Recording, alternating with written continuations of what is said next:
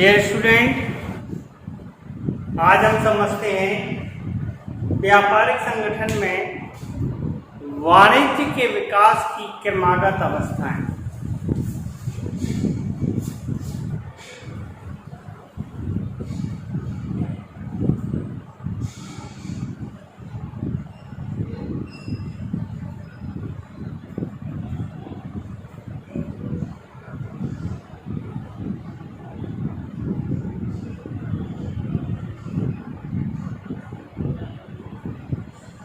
वाणिज्य के विकास की क्रमागत अवस्थाएं।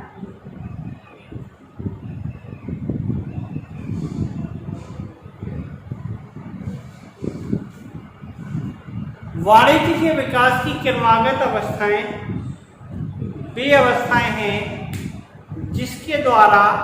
जिन अवस्थाओं के द्वारा वाणिज्य में समय समय पर परिवर्तन हुआ है और इस समय समय पर परिवर्तन होने के साथ साथ हमारे व्यापार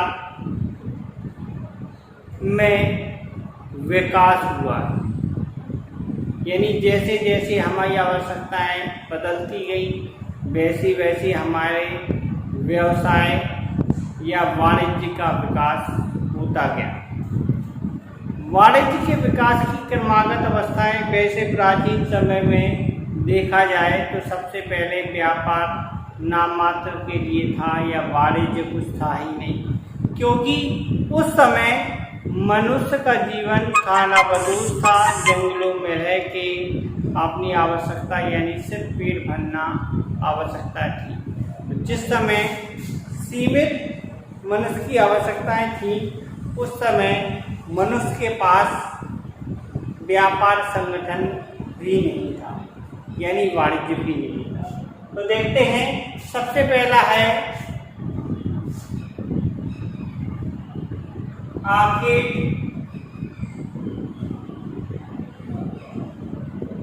युग या आत्मनिर्भरता युग।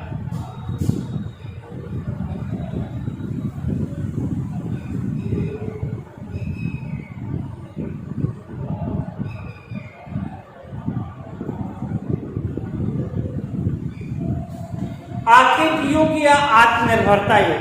आर्किक युग एक ऐसा युग है जिस युग में मनुष्य जंगलों में रहकर खाना बदोश जीवन यापन करता था।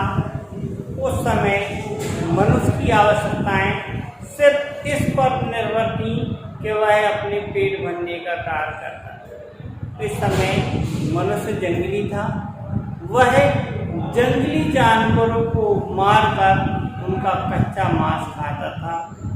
कंदमूल होते थे उन्हें खाता था और रहने के लिए उनके पेड़ों पर मचाने बनाकर रहते थे या पहाड़ों में गुफाएं बनाकर रहने का कार्य किया जाता था और नदी किनारे या जलाशयों के किनारे वह रहता था। वहीं पर वह अपने जीवन यापन का कार्य करता। मनुष्य के पास जो संपत्तियां थी, जंगली जानवरों की खालें और उनके दांतों का औजार या पत्थर के औजार का वह प्रयोग किया करता था। हड्डियां उसकी जंगली जानवरों की जो हड्डियां थी वो संपत्तियों के रूप में वह प्रयोग करता था।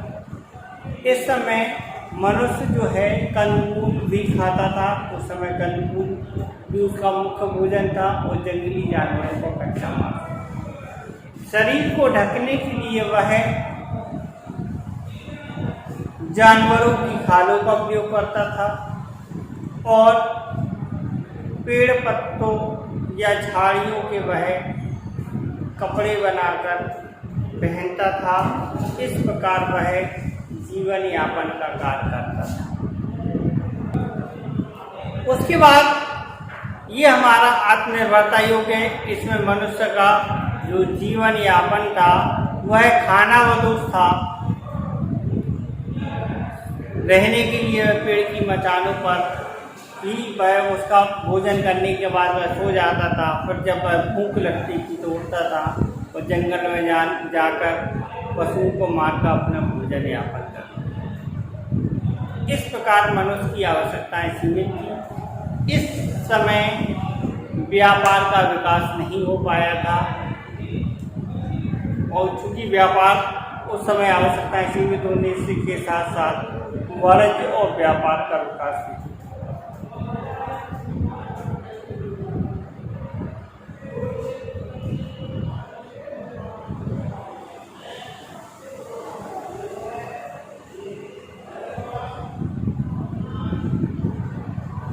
दूसरा युग है चारागाह युग।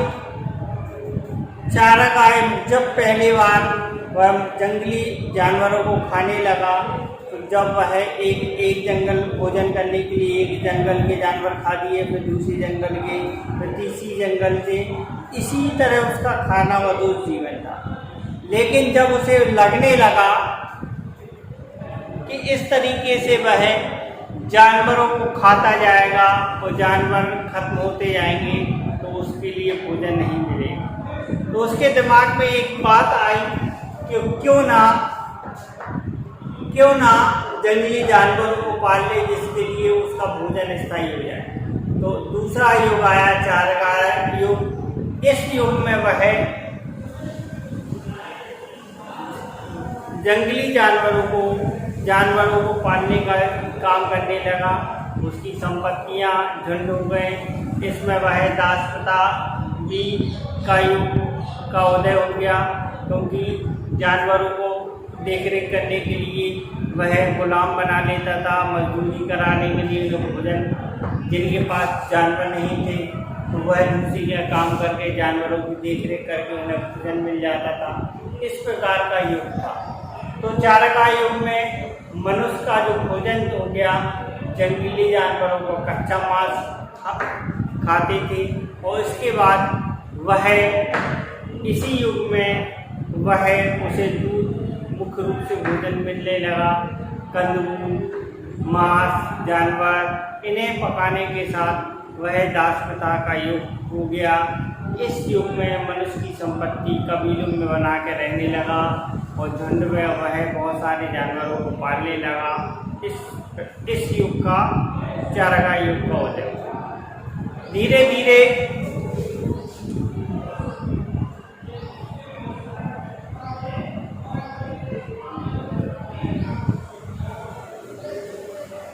जब वह अधिक पशुओं को पालने लगा तो जगह जगह वह चारे की खोज में एक स्थान से दूसरे स्थान पर जाने लगा। जब वह एक स्थान से दूसरे स्थान जाने लगा तो वह भिन्न भिन्न प्रकार के पेड़ पौधों को उगते हुए देखा। तो जब उसकी कुछ समझ में आया तो उसने कहा कि जानवरों को चारे के लिए वह भिन्न भिन्न प्रकार के पेड़ों को उगाने की उसका मन में विचार आया। अगला युग आया कृषि युग। इस युग में मनुष्य का भोजन जानवरों के साथ अन्य, चावल उसका मुख्य भोजन हो गया। साग सब्जी, फल सब्जियों को उगाने लगा। फल मुख्य रूप से हो गया। इस युग में वस्तु विनिमय का युग हुआ। इसमें एक वस्तु के बदले में दूसरी वस्तु को बदलकर वह विनिमय का कार्य करने लगा। दास प्रथा इस युग में भी चलन में थी। तो इस प्रकार से इस युग का उदय हुआ। कृषि युग हो गए, गांव बन गए, नगर बन गए, कस्बे बन गए। इस युग में नदी किनारे लोग गांव के किनारे कस्बे गांव बना के रहने लगे, खेती करने लगे, अन्न का उत्पादन करने लगे। इस प्रकार का युग कृषि युग आया, जिसमें धीरे धीरे अन्न उसका मुख्य भोजन हो गया। और इसी युग में मनुष्य ने वस्तु विनिमय का कार्य प्रारंभ किया। इसके बाद जो हमारा अगला युग आता है हस्तशिल्प कला युग।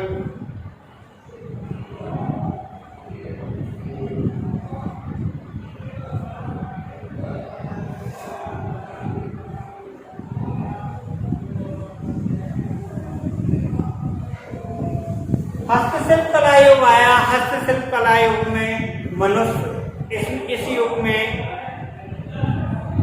इस युग में मुद्रा का चलन हो गया था। मनुष्य गांव हाट में मेले लगने लगे थे।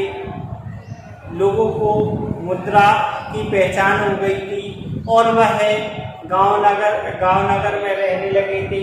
अन्न उसका मुख्य भोजन हो गया था। अन्न के रूप में, मुख्य भोजन के रूप में रहने लगा था। इस युग में धीरे धीरे मनुष्य की आवश्यकता बढ़ गई थी। इस युग में व्यापार किया जाने लगा। वस्तु विनिमय के चलन के साथ साथ लोग, कृषि युग में वस्तु विनिमय के चलन के साथ लोग कुछ छोटे स्तर का व्यापार करने लगे। खाद्यान्न की चीज़ों का व्यापार करने लगा। हस्तशिल्प कला युग में उद्योग का बड़े तरीके से विकास हो गया।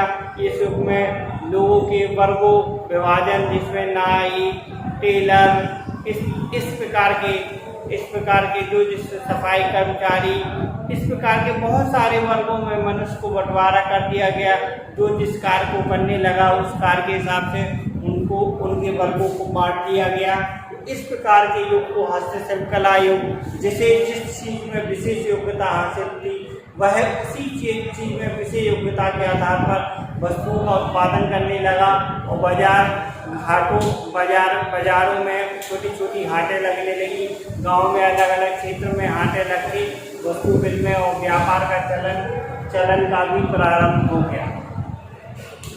जब इस युग में इतना सारा कुछ हो गया तो उसके बाद फिर आया नेक्स्ट युग, आया गृह उद्योग युग।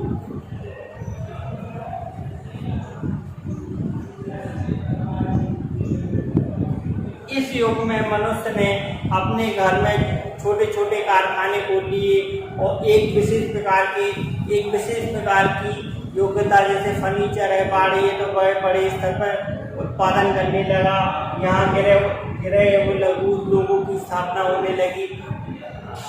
जो व्यापारी था वह भिन्न प्रकार के व्यापार होने लगे तथा व्यापार एक अच्छे स्तर पर हो गया। पत्र मुद्रा का भी इसमें निगमन हो गया था और व्यापार को एक मुख्य रूप से मनुष्य की आवश्यकताएं भी बढ़ गई थी। इस प्रकार से गृह उद्योग युग में छोटे छोटे औजार कल कारखानों के हिसाब से कारखाने बन गए और उसके हिसाब से व्यापार का चलन हो गया और व्यापार के स्तर में भी प्रगति हो गई और थोड़े से अच्छे स्तर में व्यापार चालू हो गया। पशुपालन, बही खाता लेखा शास्त्र का भी विकास हो गया और उसमें लेखांकन का कार्य जो कि पहले से ही चलन था वो बड़े स्तर पर होने लगा। अंग्रेजी प्रणाली का भी विस्तार हो गया, जिसमें अंग्रेजी बही खाता प्रणाली का भी चलन हो गया। उसमें भी लेके तैयार किए जाने लगे। भारतीय बही खाता प्रणाली का भी अच्छी तरीके से चलन हो गया। इस प्रकार हम आगे गृह उद्योग युग में बढ़े। इसके बाद फिर नेक्स्ट आता है आपका आधुनिक युग।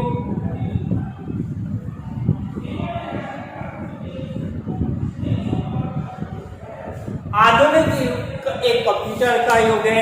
इस युग में बहुत बड़े स्तर पर कंप्यूटर के आविष्कार से बहुत सारे आविष्कार हुए। यह आविष्कारों का जननी आधुनिक युग कहलाता है। इसमें अधिकतर काम मशीनों से किया जाने लगा। कंप्यूटर का इंजन हुआ, पहिए का, बहुत सारे उत्पादन चालू हो गए। छोटे स्तर से उत्पादन बड़े स्तर से बड़ी मशीनों से का उत्पादन चालू किया गया और इस प्रकार से इस युग में बहुत सारे आविष्कार हो गए। आज डिजिटलाइजेशन हो गया। आज बहुत सारे ट्रांजैक्शन इंटरनेट के माध्यम से, बैंकों के माध्यम से ऑनलाइन व्यापार हो गया। घर पर बैठ के बहुत सारी वस्तुओं का विक्रय इंटरनेट के माध्यम से, उद्योग का, ई-कॉमर्स का विकास हो गया। इसमें इतने सारे आविष्कार हुए। इस ऐसे युग को आधुनिक युग कहलाते हैं। आज जैसे जैसे हमारी सभ्यता का विकास होता गया वैसे हमारे उद्योग का, वाणिज्य का विकास होता गया। तो इस प्रकार हमारे उद्योग और वाणिज्य का विकास के मार्गत अवस्था ये है।